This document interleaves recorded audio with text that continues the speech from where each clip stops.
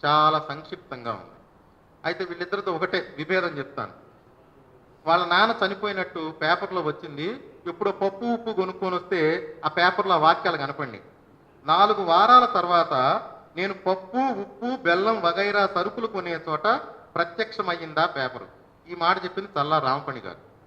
4 వారాల తర్వాత నేను ఉప్పు, పప్పు, బెల్లం వగైరా సరుకులు కొనే చోట ప్రత్యక్షమైందా పేపరు. వాళ్ళ నాన్న మరణ వార్త పడింది. అదే అనిల్ బత్తులు గారు ఏం చేశారు?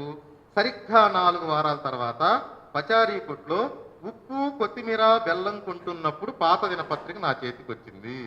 మరి మూలంలో కొత్తిమీర ఉందో లేదో తెలియదు. మొదటి అనువాదకులేమో కొత్తిమీర పచారీ కొట్టు అంటున్నారు.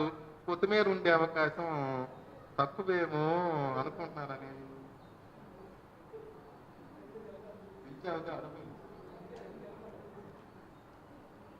నికనోర్ పరా కుర్చీలో శయనించే కవిగారి లేఖలు. యువకవులు, ఇది ఇస్మాయిల్ గారు చేసిన అనువాదం. యువకవుల్లారా, మనసు విప్పి మాట్లాడండి, మీ శైలిని మీరే ఎన్నుకోండి. రోడ్డు దాటడానికి ఒక్కటే పద్ధతని లోకం చేత ఒప్పించటానికి రక్తం కాలువలు కట్టించారు. రోడ్డు దాటటానికి ఒక్కటే పద్ధతని లోకం చేత ఒప్పించటానికి రక్తం కాలువలు కట్టించారు. ఇది చదివి నేను నిలువున నీరైపోయానండి.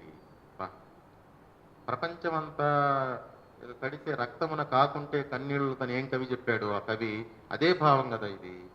మన పద్ధతి మంచిది అని చెప్పడానికి బలవంతుడు అనుకునే పద్ధతి బలహీనుడిని కొట్టడమే కదా, రక్తం చూపించడమే కదా.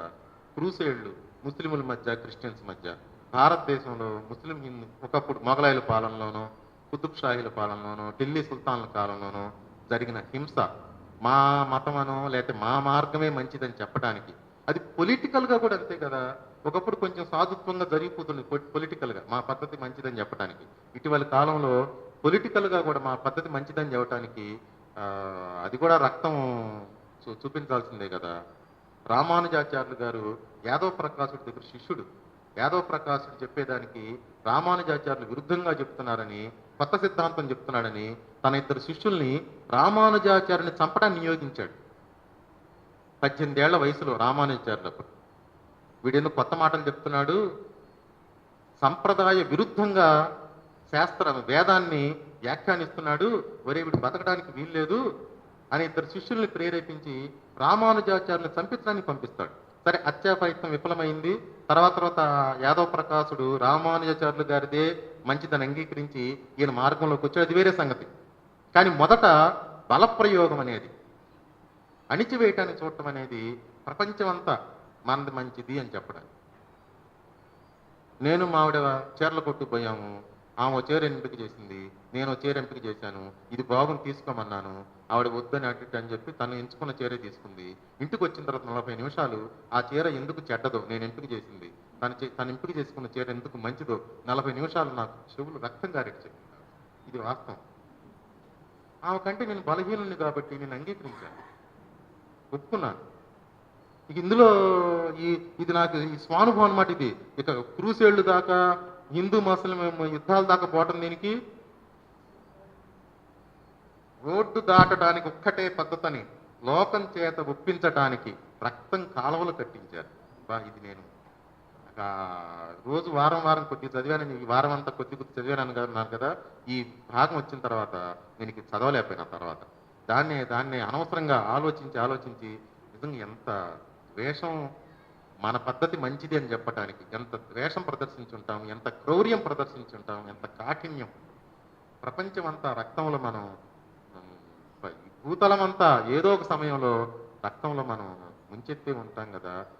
ఇది కవి సార్వజనీనమైనటువంటి సత్యం చెప్పాడు. అదే నేను ముందు చెప్పాను మీతో, ఈ అనువాదం చదవటం మూలాన, అనువాద లెక్కని చదవటం మూలాన ఆ ప్రపంచమంతా ఒకే రకంగా ఆలోచిస్తున్నారు. మేధావులందరూ ఒకే రకంగానే ఆలోచిస్తున్నారు. ఒకళ్ళది పెడదారిగాను ఒకళ్ళది సవ్యమైన దారిగాను లేదని నాకు అభిప్రాయం ఏర్పడింది. చిట్ట చివరి 5-6 కానీ వద్దు, చిట్ట చివరి చెప్తాను. ఒక ముసలాడు, అదే యువకుడుగా ఉన్నప్పుడు, ఓ దేవుడా ముసలాన్ని కాకముందే నన్ను తీసుకెళ్ళు అని ప్రార్థించుకునేవాడంట. ముసలితనము, దాని వలన వచ్చే ఇబ్బందులు, ఇంట్లో వాళ్ళు వాడిని చేదరించుకోవటము, ఎప్పుడు దాటిపోతాం అనుకోవటం, ఇవన్నీ చూసుంటాడు ఎవరిళ్లలోనో. అందుకని ఆ యువకుడు తను యువకుడుగా ఉన్నప్పుడు దేవుడా ముసలాన్ని కాకముందే నన్ను తీసుకెళ్ళు, ఈ మంచం మీద పడకముందే నన్ను తీసుకెళ్ళిపోని ప్రార్థించుంటాడు. అయితే నా ముసలితనంలో చేతికర్ర సాయంతో రోడ్డు దాటేటప్పుడు, ఇది రాసింది శ్రీకాంత వర్మ, బహుశా హిందీ ఆయన కావచ్చు, ఘట్టమరాజు గారు అశ్వత్థనారాయణ గారు తెలుగులోకి అనువాదం చేశారు. నా ముసలితనంలో చేతికర్ర సాయంతో రోడ్డు దాటేటప్పుడు గుండె మీద చెయ్యేసుకుని ఇలా ప్రార్థించా, ఇప్పుడే తీసుకెళ్ళొద్దు, రోడ్డు అంటూ దాటని అని.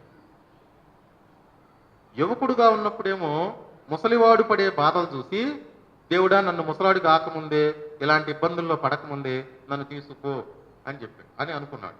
ముసలాడు అయిన తర్వాత అప్పుడే తీసుకెళ్ళబాకు, కొన్నాళ్ళు నన్ను ఈ ఈ ఇబ్బందులు దాటించు, రోడ్డు దాటించంటే ఈ వృద్ధాప్యం వలన వచ్చే ఇబ్బందులు దాటించని. ఒక గురువు గారు, ఆయన కొంచెం భూత భవిష్యత్తు వర్తమానాలు తెలిసినవాడు, ఆయన తనకు అవసాన కాలం సమీపించిందనతో శిష్యుని పిలిచాడు. ఒరే బాబు, ఇవాళ రాత్రి 12:30కు నేను చచ్చిపోతాను.